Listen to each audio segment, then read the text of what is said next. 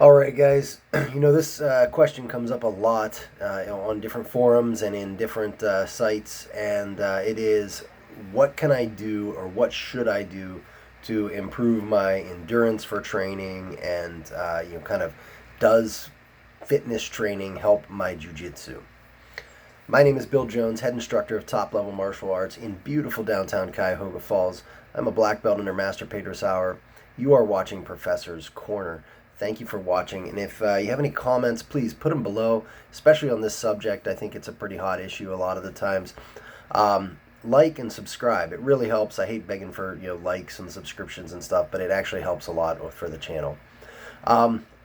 So, for those of you who don't know, I do have a degree in exercise science, and I was a certified strength and conditioning specialist through the National Strength and Conditioning Association.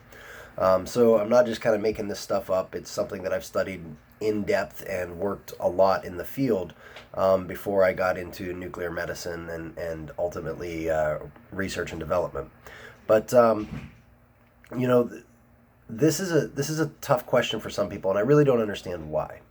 So let me break it down for you. Let's understand that there are things that professional personal trainers will call activities of daily living. Your activities of daily living, or ADLs, are the things that you do on a regular basis, just as part of living your life. Things like carrying groceries, pushing a shopping cart, picking up your children, getting out of bed, brushing your teeth. It's the things that you have to be capable of doing and have to be physically fit enough to do in order to not require assistance in your life. And as we get towards the end of our lives, we tend to get to the point where some of those things become more difficult, which is why we have retirement homes and things of that nature.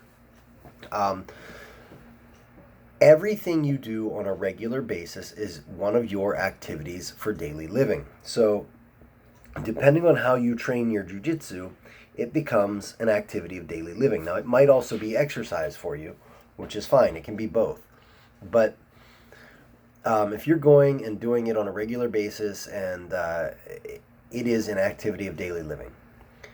Okay, let's understand that first. It's something you do. It's a hobby. Whether your hobby is building models or doing jiu-jitsu, it's an activity of daily living. So the goal of physical fitness exercises, going to the gym, all that stuff, is to ensure that you have the physical ability to do your daily life activities, your ADLs. So there are 5 components to physical fitness according to the American College of Sports Medicine, the National Strength and Conditioning Association. Pretty much just widely accepted that these are the 5. ACE, American Council on Exercise, and they are muscular strength, muscular endurance, cardiovascular endurance, flexibility, and body fat composition. Notice on there that height-weight ratio isn't on there, that you always see in the doctor's office. So that's another story altogether. So when you work out, the question becomes, will working out help my jiu-jitsu? Working out will help everything you do. It is that simple. There is no other way to put it.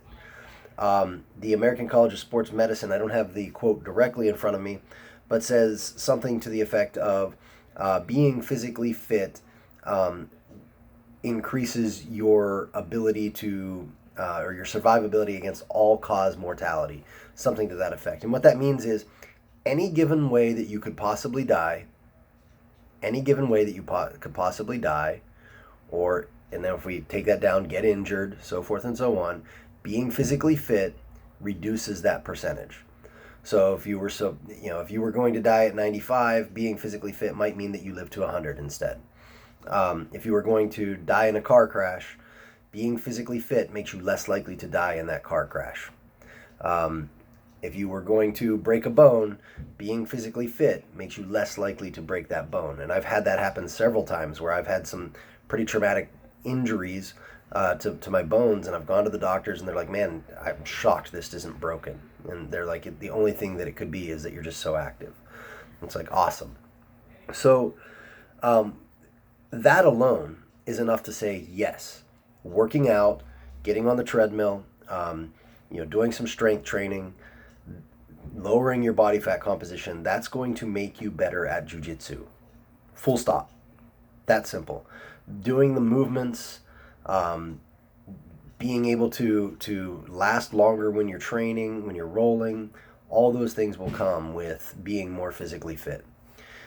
Now, the question is, what's the mode that you use to get physically fit? That's where I think the argument always comes, is a lot of people say, you want to get good at jiu-jitsu, do more jiu-jitsu. And I think what they really mean is, or what they should mean, is technically, if I want to get better at the techniques of jiu-jitsu, I need to do more jiu-jitsu. Lifting weights is not going to make me understand or give me the muscle memory to do the techniques with the proper timing and precision and grips that are required to make it work. But it is going to give me a better grip. It is going to give me more wind, so to speak, a better cardiovascular endurance to last longer in some of the rolls, better muscular endurance so that I can repeatedly do movement over and over and over again without getting tired. It's going to make me more likely to be able to do some of the more eclectic movements. If I have a low body fat percentage, I'm a lot more likely to be able to do something like a berimbolo or a Granby roll than if I have a high body fat percentage. I'm not saying it's impossible. I'm a big guy myself, and I can do berimbolos, but there's no doubt that the Mendez brothers can do them better, and that their low body fat percentage helps them with that. That flexibility is going to help you. Being able to insert your legs into different weaves and stuff, being flexible is definitely helpful with that. Now, these are attributes, right? So it's not something you should depend on, but it is helpful. So I think that's where the problem comes in, is a lot of people think what they're saying is, will working out help my jiu-jitsu? And what they really mean is, will working out make me better at jiu-jitsu? Those aren't the same thing. They're not going to make you better at jiu-jitsu. It's going to make you more able to do the techniques you're learning in jiu-jitsu. And I think that's where the problem comes from. And also, like if you only have a certain amount of time, let's say you don't have time to devote to going to the gym and to going to the academy to learn, what should you devote your time to? Well, you should devote that time to going to the academy and learning, because you're definitely getting a workout. You're getting more than the 150 minutes per week that the American College of Sports Medicine recommends for exercise and increased heart rate and activity. So definitely pick that if that's all you have. But if you have the ability and the time to do both, you should definitely be doing both. And if you're an athlete, you absolutely must be doing both. So if you're a competitive jiu-jitsu athlete, you should definitely be doing strength training. You should definitely be doing flexibility training. You should definitely be trying to have a low body fat percentage. These things will only help you. There is no sport on earth that is trained at the professional level that they don't do intense strength and conditioning programs. Think about the NFL, the NBA, all of it, professional soccer, all of them, they do strength and conditioning. And the reason is, it's definitely going to help you perform athletically. So guys, I hope this is helpful to you. Again, if you liked what I'm having to say, or if you don't like it, do me a favor, thumbs up, thumbs down, comment, subscribe. It's helpful. I'll talk to you guys later. This is Professor's Corner.